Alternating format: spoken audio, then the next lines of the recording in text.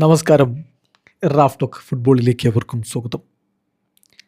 പോയ സീസണിൽ റൂബൻ അമോറിമിന് പകരം മൈക്കൽ കാരിക്ക് വന്നതിന് ശേഷം യുണൈറ്റഡ് നടത്തിയത് ഐതിഹാസികമായിട്ടുള്ള ഒരു പോരാട്ടമാണ്. അവർ 3-ാം സ്ഥാനത്താണല്ലോ പ്രീമിയർ ലീഗിൽ ഫിനിഷ് ചെയ്തത്. 38 കളികൾ, 71 പോയിൻ്റ്. ചാമ്പ്യൻസ് ലീഗിലേക്ക് അവർ തിരികെ എത്തുകയും ചെയ്തിട്ടുണ്ട്. ആരാധകരപ്പോൾ ഈ ഒരു സീസൺ വളരെ ആവേശത്തോടുകൂടി ആകാംക്ഷയോടുകൂടി കാത്തിരിക്കുന്ന ഒരു സമയമാണ്. അപ്പം ഇപ്പോൾ എന്തൊക്കെ നീക്കങ്ങൾ അവർ ട്രാൻസ്ഫർ മാർക്കറ്റിൽ നടത്തി, ഈ സ്ക്വാഡ് മതിയോ, ഇനി എന്തെങ്കിലും റീഇൻഫോഴ്സ്മെൻറ്റ് വേണോ, ഒരു സ്ക്വാഡ് ഓഡിറ്റ് നമ്മൾ നടത്തുകയാണ്. അതുപോലെ തന്നെ ട്രാൻസ്ഫറുമായി ബന്ധപ്പെട്ടിട്ടുള്ള കാര്യങ്ങൾ നോക്കുകയാണ്. നമ്മൾ പ്രധാനമായിട്ട് ഇതിൻ്റെ ബേസായിട്ട് എടുക്കുന്നത് ഒപ്റ്റേഡ് അനാലിസിസ്, അതുപോലെ തന്നെ നമ്മൾ റെഫറൻസ് ആയിട്ട് എടുക്കുന്നത് ദി അത്ലറ്റിക്കിൻ്റെ ചില നിരീക്ഷണങ്ങളൊക്കെയാണ്. ഇപ്പോൾ മാഞ്ചസ്റ്റർ യുണൈറ്റഡിൻ്റെ നിലവിലെ സ്ക്വാഡ്, ഈ പറയുന്ന ലോണിൽ പോയവർ മടങ്ങി വരികയും എല്ലാം കൂടി ചെയ്തിട്ട് ഇപ്പോൾ സ്ക്വാഡ് എങ്ങനെ ഉണ്ടാകുമോ അതാണ് നമ്മൾ പറയുന്നത്. ഗോൾ കീപ്പർമാരായിട്ട് ഇപ്പോൾ ഉള്ളത് സ്ക്വാഡിലുള്ളത് സെൻ ലെമൻസ്, കാൽ ഡാലോ, പിന്നെ റഡക് വിറ്റേക്ക്, ടോം ഹിറ്റൺ എന്നിവരാണുള്ളത്. സെൻറ്റർ ബാക്കുമാരുടെ റോളിൽ LCB ആയിട്ട് ലിസാൻഡ്രോ മാർട്ടിനസ് ഉണ്ട്, ഈഡൻ ഹെവൻ ഉണ്ട്, അതുപോലെ ടൈലർ ഫ്രെഡിക്സൺ ഉണ്ട്. അതുപോലെ RCB ആയിട്ട് നമുക്ക് മാറ്റിയസ് ഡിലായിട്ട്, ഹാരി മഗ്വയർ, ലെനിയോറോ എന്നിവരെയും കാണാൻ പറ്റും. RB ആയിട്ട് റൈറ്റ് വിങ് ബാക്കായിട്ട് നമുക്ക് കാണാൻ പറ്റുക ഡിയേഗോ ഡാലോട്ടും നുസൈർ മസ്രോയുമാണ്. ലെഫ്റ്റ് വിങ് ബാക്കായിട്ട് ലൂക്ക് ഷോയും ഹാരി അമാസുമാണുള്ളത്. ഇനി DM ആയിട്ട്, ലെഫ്റ്റ് DM ആയിട്ട് കോബി മൈനോ, അതുപോലെ ടോബി കോലിയർ, പിന്നെ ജാക്ക് ഫ്ലച്ചർ എന്നിവരുണ്ട്. RDM ആയിട്ട് യൂറി ടെൽമെൻസ്, ആൻഡ്രീസ് ആൻഡ്രോസ്, മാനുവൽ ഉഗാറ്റെ, ടൈലർ ഫ്ലെച്ചർ എന്നിവരുണ്ട്. RM ആയിട്ട് Bryan Mbeumo, Amad Diallo, Shea Lacey, അതുപോലെ തന്നെ CM ആയിട്ട് Bruno Fernandes, Mason Mount. LAM ആയിട്ട് മാത്യൂസ് കുഞ്ഞ, അതുപോലെ തന്നെ പാട്രിക് ഡോൾഗു, അതുപോലെ മാർക്കസ് റാഷ്ഫോർഡ് എന്നിവരെ കാണാം. മാത്യൂസ് കുഞ്ഞ LAM മാത്രമല്ല, അദ്ദേഹത്തിന് മറ്റു പൊസിഷനുകളിലും കളിക്കാൻ കഴിയും എന്നുള്ളത് നമുക്ക് അറിയാമല്ലോ. പിന്നെ സ്ട്രൈക്കറായിട്ട് Benjamin Sesko, Joshua Zirkzee, Chido Obi എന്നിവരുമുണ്ട്. സോ താരങ്ങളുടെ പൊസിഷനൊക്കെ അങ്ങോട്ടും ഇങ്ങോട്ടൊക്കെ മാറ്റി, പലരും വേഴ്സറ്റൈലാണ്, അങ്ങോട്ടും ഇങ്ങോട്ടൊക്കെ മാറ്റി ഉപയോഗപ്പെടുത്താം. നമ്മളൊരു 4-2-3-1 ഫോർമാറ്റൊക്കെ പറയുകയാണെങ്കിൽ ഇങ്ങനെ വരും അവരുടെ മൊത്തം സ്ക്വാഡ്.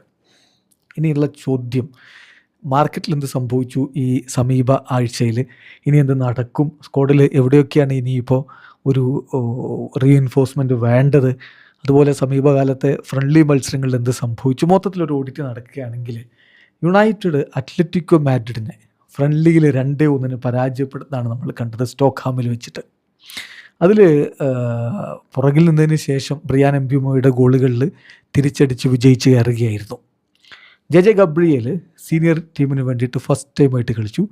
15 വയസ്സും 299 ദിവസവുമാണ് പയ്യൻ്റെ പ്രായം. ബെഞ്ചിൽ നിന്ന് വന്നു, അവസാനത്തെ 8 മിനിറ്റ് അവൻ കളിച്ചു. അതുപോലെ തന്നെ ഇപ്പോൾ നമുക്കറിയാലോ, പുതുതായിട്ട് യൂറി ടെൽമെൻസ് വന്നിട്ടുണ്ട്. സെൻ ലെമൻസ്, അതുപോലെ യൂറി ടെൽമെൻസ് എന്നിവർ നേരത്തെ തന്നെ സ്ക്വാഡിനോടൊപ്പം ജോയിൻ ചെയ്തു after playing world cup for Belgium. അതുപോലെ തന്നെ Bruno Fernandes, Diogo Dalot, Matheus Cunha, Noussair മസ്രോയി ഇങ്ങനെയുള്ളവർ ഉടൻ തന്നെ ടീമിനോടൊപ്പം ചേരുകയും ചെയ്യും. അപ്പോൾ ട്രാൻസ്ഫറിൽ ഇപ്പോൾ ഡാനി വെൽബക്ക് മുൻ യുണൈറ്റഡ് താരമാണ്. അദ്ദേഹം ചെൽസിയിലേക്ക് ജോയിൻ ചെയ്തിട്ടുണ്ട്. അദ്ദേഹത്തിന് വേണ്ടി യുണൈറ്റഡ് ശ്രമം നടത്തിയിരുന്നു, ആരാധകർ അങ്ങനെ ആഗ്രഹിച്ചിരുന്നു വെൽബക്കിന് ഒരിക്കൽ കൂടി മാഞ്ചസ്റ്റർ യുണൈറ്റഡിൻ്റെ ജേഴ്സി കാണാൻ വേണ്ടിയിട്ട്. പക്ഷേ നോക്കുക, അതിന് വേണ്ടിയിട്ടൊരു ശ്രമം ഈ സമ്മറിൽ ശരിക്കും യുണൈറ്റഡ് നടത്തിയിട്ടില്ല എന്നുള്ളതാണ് യാഥാർത്ഥ്യം. 2024 അതിന് വേണ്ടിയിട്ട് ചില നീക്കങ്ങളൊക്കെ നടത്തിയിരുന്നു കഴിഞ്ഞ വർഷം. ബട്ട് അൾട്ടിമേറ്റ്ലി യുണൈറ്റഡ് ഓഫർ ചെയ്ത ലെങ്ത് ഓഫ് കോൺട്രാക്റ്റ് വെൽബക്കിന് കൺവിൻസിങ് ആയിരുന്നില്ല എന്നുള്ളതാണ് കാര്യം. ഇപ്പോൾ അദ്ദേഹത്തിന് 35 വയസ്സുണ്ട്. ഇത്തവണ യുണൈറ്റഡ് ഒരു മൂവ് നടത്തിയില്ല. പക്ഷേ ചെൽസി അദ്ദേഹത്തെ സ്വന്തമാക്കി 2 വർഷത്തേക്കുള്ള കോൺട്രാക്റ്റൊക്കെ കൊടുത്തു. 35-കാരനായിട്ടുള്ള താരമാണ്. കഴിഞ്ഞ 2 സീസണുകളിലായിട്ട് 23 പ്രീമിയർ ലീഗ് ഗോളുകൾ നേടിയിട്ടുണ്ട്. അപ്പം ഒരു സബ്സ്റ്റിറ്റ്യൂട്ട് റോളിലൊക്കെ ഉപയോഗപ്പെടുത്താൻ പറ്റിയ ഒരു സ്ട്രൈക്കറായിരുന്നു. പക്ഷേ മുൻ താരത്തിന് വേണ്ടിയിട്ട് ഒരു ശ്രമം യുണൈറ്റഡ് നടത്തിയിട്ടുണ്ടായിരുന്നില്ല. അതുപോലെ തന്നെ ഒലി വാറ്റ്കിൻസിൻ്റെ കാര്യം കഴിഞ്ഞ സീസൺ സമ്മറിലൊക്കെ ലിങ്ക് ചെയ്യപ്പെട്ടിരുന്ന ഒരു കളിക്കാരനാണ്. പക്ഷേ ആസ്റ്റൺ വില്ലയുടെ ഫ്രണ്ട്മാന് വേണ്ടിയിട്ട് യുണൈറ്റഡ് ഇത്തവണ ശ്രമം നടത്തിയിട്ടില്ല എന്നുള്ള കാര്യം കൂടി നമ്മളറിയുക. അപ്പം ഒരു സ്ട്രൈക്കർ എന്തായാലും യുണൈറ്റഡിന് വേണം. അത് ആരെയായിരിക്കും അവർ കൊണ്ടുവരിക എന്നുള്ളൊരു ചോദ്യം സ്വാഭാവികമായിട്ടും ആരാധകരിലുണ്ട്. പക്ഷേ ഇവിടെയുള്ളൊരു കാര്യം എന്താണെന്ന് വെച്ചാൽ അതിനേക്കാൾ അപ്പുറം യുണൈറ്റഡ് നോക്കുന്ന കുറച്ച് പൊസിഷനുകളുണ്ട്. അതായത് ഒരു മിഡ്ഫീൽഡർ പുതുതായിട്ട് കൊണ്ടുവരുമോ എന്നുള്ളൊരു ചോദ്യം സ്വാഭാവികമായിട്ടുണ്ട്. പക്ഷേ അതിൽ ഇപ്പോൾ നമുക്കറിയാമല്ലോ, പുതിയ സൈനിങ്ങൾ ടെയിൽമാൻസും ആൻഡ്രി സാൻഡോസും എത്തിയിട്ടുണ്ട്.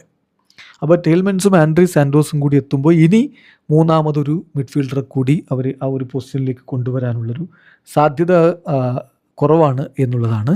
പിന്നെ മാസൺ മൗണ്ട് പ്രീ സീസൺ ഫിക്സറുകൾ 3 പ്രീ സീസൺ ഫിക്സറുകളിലും അദ്ദേഹം സ്റ്റാർട്ട് ചെയ്തു ഒരു ഡീപ്പർ റോളിൽ. സോ മാഞ്ചസ്റ്റർ യുണൈറ്റഡിനെ സംബന്ധിച്ചിടത്തോളം 2 സ്പോട്ടുകൾക്ക് വേണ്ടിയിട്ട് 4 താരങ്ങളെ റൊട്ടേറ്റ് ചെയ്യാൻ അവിടെ ഉണ്ട് എന്നുള്ളത് വളരെ വ്യക്തമാണ്. കാരണം കോബി മൈനോ ആ ഒരു ക്വാർട്ടറ്റ് കംപ്ലീറ്റ് ചെയ്യുകയും ചെയ്യും. അപ്പം മൗണ്ടിനെ സംബന്ധിച്ചിടത്തോളം ഈ ഇനീഷ്യൽ ഫ്രണ്ട്ലി ഗെയിമുകളിൽ അദ്ദേഹം യുണൈറ്റഡിൻ്റെ ബെസ്റ്റ് പെർഫോമറാണ്. പക്ഷേ സ്റ്റാഫ് വളരെ കോൺഷ്യസ് ആണ്, അദ്ദേഹത്തിന് ഇഞ്ചുറി പ്രോബ്ലംസ് ഒക്കെ വരുന്നൊരു പ്ലെയറാണ് എന്നുള്ളത് കൊണ്ട് അദ്ദേഹത്തിൻ്റെ കാര്യത്തിൽ വളരെ കോഷ്യസ് ആണ് സ്റ്റാഫ് എന്ന കാര്യം കൂടി അറിയുക. ഇനി ഒരു പക്ഷേ അവരുടെ ഒരു ടാർഗറ്റ് മറ്റ് പൊസിഷനുകളിലേക്ക് മാറ്റാനുള്ള സാധ്യത അവിടെയുണ്ട്. മദ്രയ്ക്ക് പകരം ലെഫ്റ്റ് ബാക്ക് അവരുടെ ഒരു പ്രൈം കൺസിഡറേഷനാണ്. ലൂയിസ് അവരിഷ്ടപ്പെടുന്ന കളിക്കാരനാണ്, പക്ഷേ ഒരു ഡീല് ഹൈലി കോംപ്ലിക്കേറ്റഡ് ആണ്. ന്യൂകാസിൽ യുണൈറ്റഡ് 21-കാരൻ്റെ കാര്യത്തിൽ ഓൾറെഡി പ്രൈവറ്റ്ലി അറിയിച്ചിട്ടുണ്ട് ക്ലബ്ബ് വിട്ട് പോവില്ല എന്നുള്ളത്. ന്യൂകാസിൽ ഓൾറെഡി നമുക്കറിയാമല്ലോ, ആൻ്റണി ഗോർഡനെയും അതുപോലെ തന്നെ സാൻഡ്രോ ടൊണാലിയെയും ഒക്കെ ഈ സമ്മറിൽ സെയിൽ ചെയ്ത് നിൽക്കുകയാണ്. അപ്പോൾ ഇത്തരത്തിലൊരു നീക്കം നടത്താനുള്ള സാധ്യതയില്ല. അതുപോലെ തന്നെ ബ്രൂണോ ഗുയിമറസിനായിട്ട് ആഴ്സണലും രംഗത്തുണ്ട്. സോ ലൂയിസ് ആളിനെ കിട്ടാനുള്ള സാധ്യത കുറവാണ്. അപ്പം യുണൈറ്റഡിന് പക്ഷേ ആ പൊസിഷനുകൾ കവർ ചെയ്യാൻ വേണ്ടിയിട്ട് അവർ ഇനിയും നീക്കം നടത്തേണ്ടതുണ്ട് എന്നുള്ളതാണൊരു യാഥാർത്ഥ്യം. ഇനി നമ്മൾ മനസ്സിലാക്കേണ്ട കാര്യം ഏതൊക്കെ താരങ്ങൾ ലീവ് ചെയ്യും എന്നുള്ളതാണ്.